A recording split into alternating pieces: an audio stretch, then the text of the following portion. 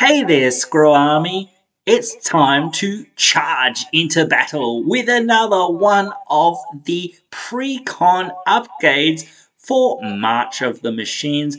This is for Cavalry Charge. So, again, with all of these decks, it's always the best idea to start by checking out the face commander and seeing what we have to kind of work with, because it's usually a pretty good guidepost for the deck to sort of get the ideas brewing of what goes in the deck, what we kind of want to do, and what direction we're basically going along.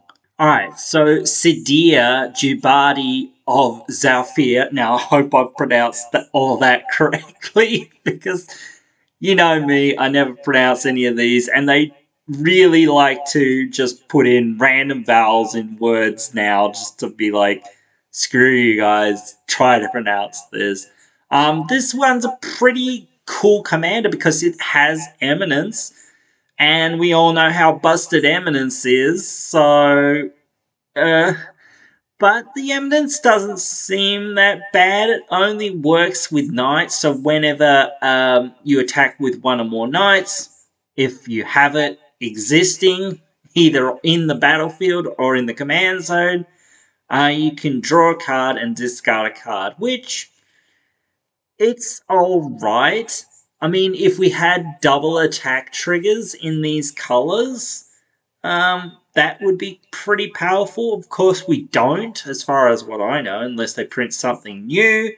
But we'll have to wait and see for that, because I don't think the full set's been spoiled yet, but whatever. Or the full decks have been spoiled yet. Maybe it's in one of the other decks, I don't know. But yeah, flying and first strike, that's cool.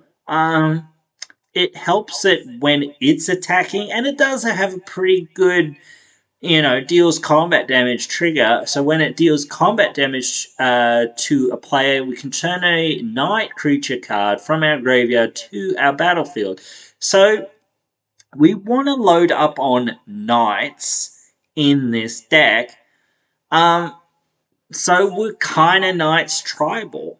But we don't want just plain Knights, I don't think. We want Knights that have some kind of evasion, because, like, if we just play some vanilla Knights, well, they're never, like, we could try to attack with them, but they're not going to do anything. Like,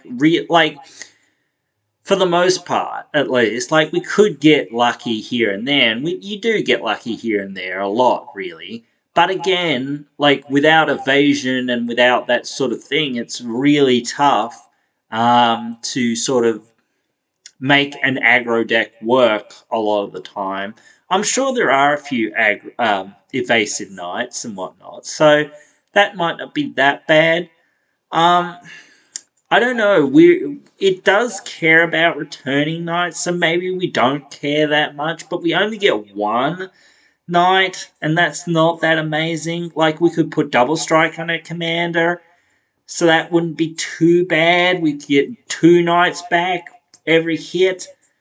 We actually kind of want to hit each of our opponents as well, so that we can, do it 3 times. And then when we have double strike, if we can hit each of our opponents, we have, 6 coming back. That'd be real good, actually. But it's hard to figure out the ways we could actually, like, do that. Like, yeah. But there could be ways, like, we could Helm of the Host our commander. That wouldn't be too bad of an idea, because then we're getting extra copies of our commander. It still does mean that we're gonna, like, maybe loot away Knights. So I don't know. That seems odd that the main strategy of the deck is just to loot away mostly of our good cards potentially, and that's why I don't like looting. Like, you can get rid of bad cards, or rummaging, whatever you want to call it, but yeah, same thing essentially. Just getting rid of cards to draw cards, or drawing cards and getting rid of cards, in the end, it's one of those things that, yeah, sure, we can discard lands when we don't need them, but like we're Esper, like we're gonna need lands a lot of the time until we're at like 7 or 8 mana. And yes, we can have a lot of mana rocks to like try to cover the fact that we, can discard lands and things like that. But still, I feel like we're in a sticky situation if we don't have some of this working well or whatnot. I always think that if your plan is just to be like, oh, well, it doesn't matter because I'll have a whole bunch of bad knights or we'll have a whole bunch of bad cards, then your deck's not very good. But anyway, it's just one of those weird things about looting and whatnot. It's a very powerful thing that could have a lot more potential with some of the like shapeshifter clone cards and things like that. So some of that wouldn't be too bad as well. There are a lot of like clones and shapeshifters and whatnot in our colors as well, so that could be useful. We will have to run some non-knights, probably, because there's like Grim Hirelings just really good and things like that or whatnot. So it's one of those things. But yeah, we better have a look at the actual deck list. So at least now I hope we've got a good understanding of what this commander wants to do, what this deck wants to kind of do, and a direction in which to build it, because that becomes like the main thing about a lot of these decks when you get into like how am I going to put this together and whatnot, because like it's easy just to be like, oh, here you go, here's the answer, but this is what's going along in the process, to actually do this. It's That's the way with everything. You've actually got to like analyze some of these things, I think, and you've got to understand how these things work and why they work, not just, oh, here's a list, build it. Like, cool, how do I play this? I don't know. So, but yeah, that's why I like going through these. But anyway, let's get to that list. You can join the Screw Army by subscribing. Righto, so now here we are having a look at the Cavalry Charge upgraded list. This one actually did have 100 cards, so all the cards came out correctly, so I don't know. Sometimes they all come out correctly. I don't know why.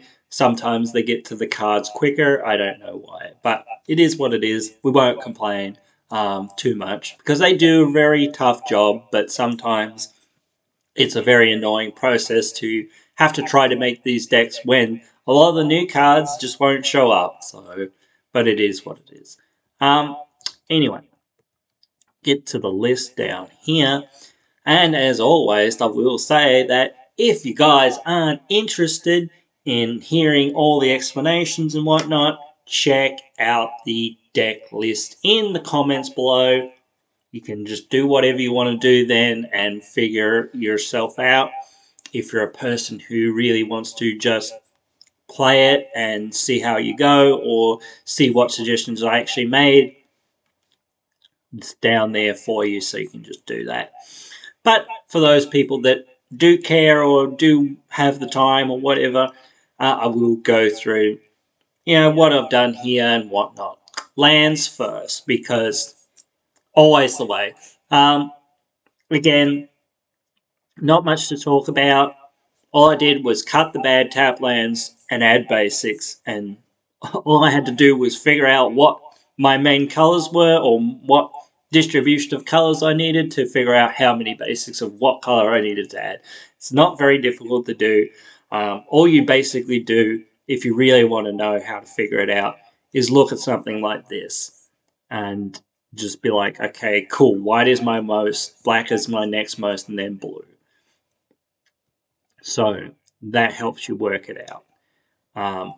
Or you can just lay it out and count it out. It's the same thing. As long as you figure out what your colors are and how many roughly you need of each color, so I'll fine.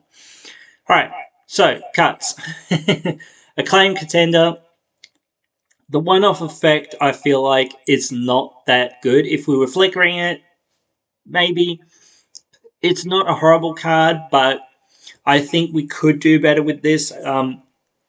The other deck, the Convoke deck, I felt like it just didn't have anything really, so it had to deal with a whole lot of stuff that didn't do a whole lot sometimes. But in this deck, we have some better options, so I just feel like we can do better. Also, I'm not going to go through the cuts in the lands because, again, it's the same reason why I cut them. Just explaining earlier, they're just bad tap lands. So, anyway, the Alliance. We attack with 2 or more creatures, we draw a card, and we can discard a card to create a 2/2 white and blue knight. But, I don't know. Drawing a card, that's nice. It is 2 mana, which is a small investment. So it only draws 1 card per round. Okay. And then we have to discard cards to get knights. I don't think we're going to discard many cards because we just probably can't afford that level of card advantage for the most part. Most decks can't, so it's just not really worth the time. And getting 1 card per turn really isn't worth it. I would just say get more cards, or whatever, more consistently. The Melody, it is nice that we could draw a whole bunch of cards with it, but again, just a one-off. We're not wanting that sort of thing. We want consistent card draw. Power Stone, I've just about cut this from every single one of these decks. It doesn't help fix your colors, and if you're not doing stuff with the Plane Chase, it's not really that well worth it. Can be worth it in the deck if you really want to do it. Same with the Elixir. Doesn't fix our colors. We're not doing anything with Plane Chase, so no point in having it really. Josu Vest. He's kind of cool, but his kicker plus his actual cost is just way too much for what you're going to get out of him. So I just felt like he can go, and he doesn't really do anything beyond that. So again, we want more out of our cards, not just this one-off effect for the most part. The Knight of the Last Breath, again, it's a lot of mana. And it doesn't really do what we want per se. We're not really doing all this sacrificing stuff. And again, I don't feel like you have enough time to sacrifice things and whatnot. I feel like that's a really different route that you want to go down. If you're doing stuff with this guy, it really doesn't do enough for what you're trying to do here. The Mole, I don't know about this. Giving 1 thing flying doesn't seem like we want to do that unless we're like giving like Odric keywords and things like that. And that's not even in the deck or whatnot. And I don't think it's a knight. So again, if there's anything like that, yeah, that'd be good. But no, I don't really think there is. So I just don't see the point in it in this specific list. Painful Truce, we don't want these one-off card draw effects. Again, search for a Myria, don't want these one-off card draw effects. Pull, don't want these one-off card draw. Read the Bones, don't want these one-off card draw. The Squadron isn't bad, but it is a lot of mana for what you're kind of getting. So I feel like we can just get better for less for the most part. So just, yeah, no, cut it out of there. The rest of the lands, so yeah, I'm not going to talk about those. No sorceries that I added. Don't think I added any instants. Nope, didn't add any instants. Added a couple of enchantments. Can't remember how many now. But Etchings of the Chosen, we choose a type, knights. Knights get buffed. Then we can sacrifice knights. We don't care about the last ability that much, but it can save our asses in a pinch. So I think the rest of the card, just buffing our stuff, seems all right. And the other part to protect our stuff seems okay in a pinch. Kindred Discovery, again, knights will draw cards when we play knights or hit people with our knights. So that's pretty good.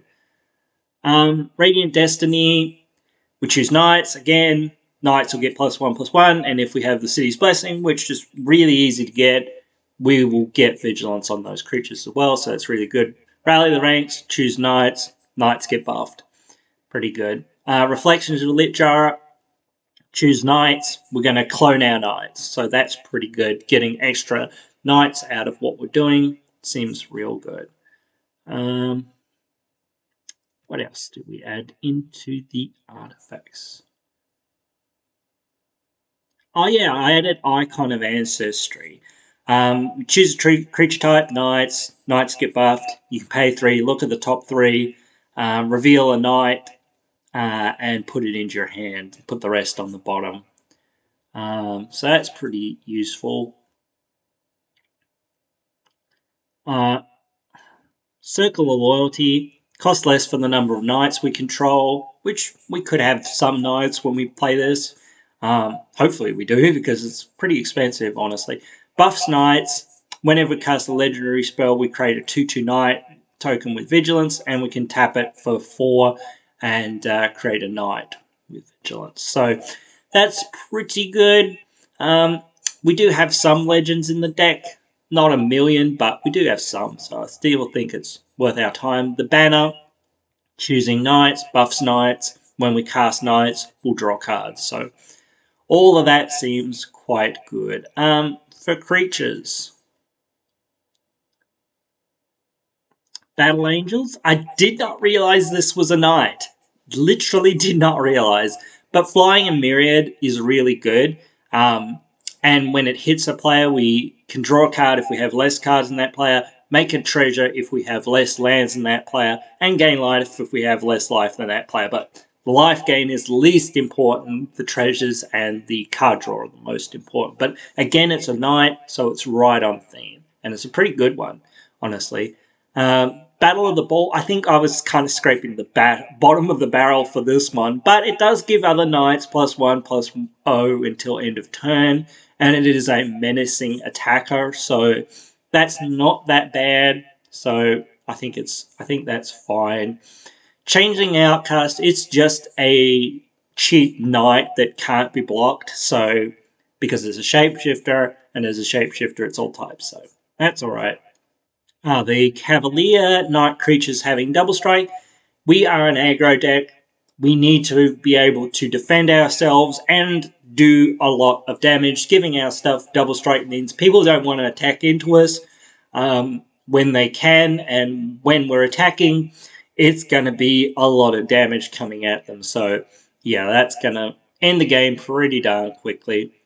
The Exemplar buffs our Knights, also has first strike, and it makes our Knights indestructible. So that's good. We really want to protect our Knights from dying in combat, because that's how we lose the game for the most part, is just not enough Knights, not enough pressure.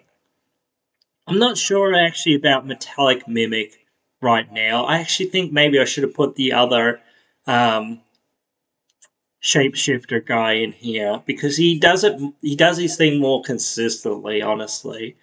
But this one isn't terrible. So I'm wondering if the other one's cheaper, but I'm not too sure. But they're both pretty darn good. Actually, I'll try to fit both of them in if you can. So that would be well worth it. I did forget about the other one, actually, until just now. But whatever. It's still pretty good. As a Knight and buffs our Knights. Strike Force, I did not realise this was a Knight. Literally did not realise. Buffs our stuff for the number of opponents that we're attacking as long as we have our commander. That seems really good. Plus it's a flyer, so it can get the buffs itself because it has melee. So as long as we're attacking our opponents, we can attack one of our opponents for a lot more and get through with that evasive flying damage, so it can be useful. The Mariner helps protect our stuff, giving our stuff Ward 1, essentially. So that's a pretty useful ability when people want to kill our stuff, though usually they'll just board wipe. Not sure if I added this one, but it just buffs our Knights, and then we can give our Knights double strike, which is another buff, essentially. And that was it. Yeah, that was the whole list. Actually, that was it. So yeah, you guys can let me know what you guys think. Write your thoughts down there in the comments below. Yeah, and I hope you've enjoyed this one, and hope you will join me again in another one.